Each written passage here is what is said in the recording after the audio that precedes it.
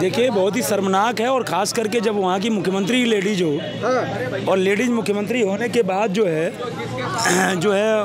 वहाँ की महिलाएं सुरक्षित न हों। और इससे पहले भी वहाँ पे बहुत सारी घटनाएं ऐसे हो चुके हैं जहाँ पे लॉ एंड ऑर्डर पूरा फेल है, जहाँ पे लॉ एंड ऑर्डर उनका पूरा फेल हो चुका है। संदेश खाली और तमाम जैसी ऐसी घटनाएं हैं जहाँ पे उन्होंने अपना लॉ एंड ऑर्डर जो है वो मेंटेन नहीं किया। और वो क्या जो है वो महिलाओं की सुरक्षा की बात करेंगी, उनको क्या फ़र्क पड़ता है? उनको तो बस किसी तरीके से बस सत्ता पे बैठे रहना है, चाहे वहाँ पे किसी का खून बहे, चाहे किसी की इज्जत लूटी जाए। और कहीं ना कहीं पश्चिम बंगाल हमारे भारत देश का एक हिस्सा है, तो लोग मणिपुर पे बोलने चले जाते हैं, लोग जो है क्या कहते हैं अयोध्या में आ जाते हैं, लोग हाथरस में चले जाते हैं। आज उसके लिए विपक्षी क्यों नहीं बोल रहा है? आज ये बताइए कि जो है एक महिला को उसके साथ दुष्कर्म हुआ और उसको हाईकोर्ट में अपील लगानी पड़ रही है कि सीबीआई जांच कराई जाए, तो ये बहुत ही शर्मनाक है।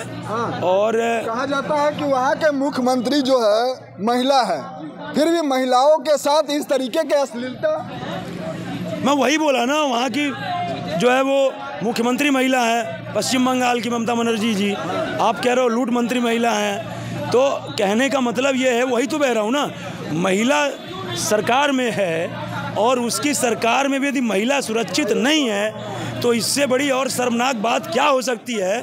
आज जो विपक्ष महिलाओं की सुरक्षा का दुहाई दे रहा है, उसी का एक घटक दल टीएमसी है और उसकी सरकार में महिला मुख्यमंत्री है, और फिर भी उस महिला को सरकार से न अपील करके हाई कोर्ट से अपील करनी पड़ रही है कि सीबीआई जांच कराया जाए। सीबीआई तो जांच मिल गया ना, अप्रूवल मिल गया, लेकिन हाई कोर्ट ने दिया ना। अच्छा, स्टेट की सरकार भी तो अपील कर सकती थी। स्टेट की सरकार भी तो रिकमेंड कर सकती थी कि इसकी सीबीआई जांच कराया जाए। तो पहले तो स्टेट सरकार का फर्ज था कि चलिए इसकी सीबीआई जांच कराया जाए, और उसमें लॉ एंड ऑर्डर के तहत जो दोषी है तो उसको तुरंत जो भी है गिरफ्तारी और उसका जो भी है उसको कराया जाना चाहिए था, नहीं कराया जाना चाहिए था? कम से कम नहीं कुछ तो शक के दायरे पे जो है वो रेड पड़ती, पूछताछ तो होता। तो ऐसा तो कुछ हुआ नहीं, और ऐसा यदि कुछ होता तो उसको सीबीआई जांच कराने की मांग क्यों पड़ती, बताइए? अच्छा जी, आखिरकार भारत के इस तरीके के दरिंदे करने वाले लोग डर क्यों नहीं रहे? उनके अंदर खौफ क्यों नहीं? देखिए, डर इसलिए नहीं रहे हैं कि उनका यही संस्कार है, और जिसका संस्कार चोरी करने का हो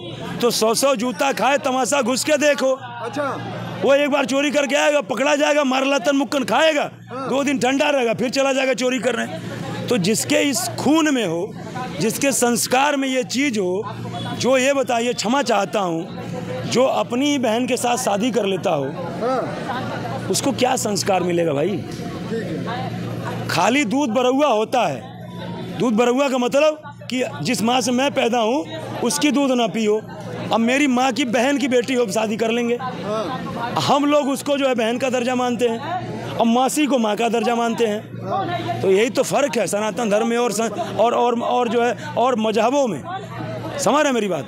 यही तो फ़र्क है ना, कि हम जो है सूर्य को देवता मानते हैं, जल को जो है क्या कहते हैं प्रणाम, मतलब जो जल है उसको भी देव का दर्जा देते हैं, धरती को माता का दर्जा देते हैं, पूजते हैं। हम तो इस पूरे प्रकृति में जो भी अस्तित्व में है उसकी पूजा करते हैं भाई। हम पेड़ पौधे की पूजा करते हैं, हम आकाश सूर्यदेव को जल चढ़ाते हैं, तो हमारे अंदर तो रहेगा ना।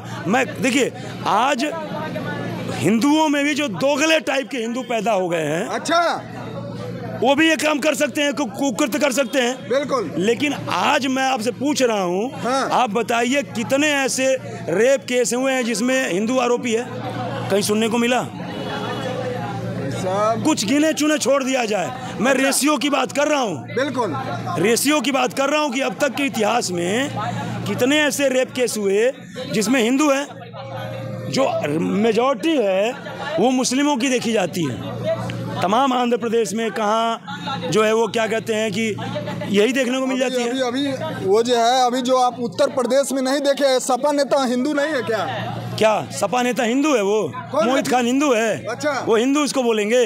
वो लगा ले, टीका लगा ले, और क्या कहते हैं कि वो टीका लगा ले, और उसके बाद क्या कहते हैं कि अपना वो जो भी है दाढ़ी कटवा दे, और कटवाने के बाद जो है, चलो दाढ़ी कटवाना कोई गलत बात नहीं है, वो रामचरितमानस का पाठ कर ले, करेगा वो। ये लोग ये कहते हैं, इनका यही संस्कार है कि हम ऐसा मीट खाएंगे जो झटके का होगा, झटके का होगा नहीं, ये सॉरी, हम झटके का मीट नहीं खाएंगे क्योंकि हमारे लिए हराम है, हम हलाल का मीट खाएंगे। हलाल का मतलब इनकी परिभाषा ये है कि ऐसे जानवर को हम धीरे धीरे उसकी जान लेते हैं, एक बैग नहीं लेंगे। अब आप बताइए, आपकी गर्दन में मारूं सटाक मशीन से, 1 सेकंड में धड़ जाए तो आपको तब दर्द होगा, या आपके यहाँ चाकू काट के और आपको बांध दे, थोड़ा सा काट के बांध दे, 2 घंटे में आपका खून निकलेगा, अब तड़प तड़प के मरोगे, वो दर्द होगा। तो ये लोग तड़पा के मारने वाले मांस खाने वाले तड़पा के मारने वाले मांस खाने वाले हैं, तो इनकी मानसिकता ऐसी हो सकती है। मैं सबकी बात नहीं बोल रहा हूँ, बहुत ऐसे मुस्लिम हैं जो आज भी शाकाहारी हैं।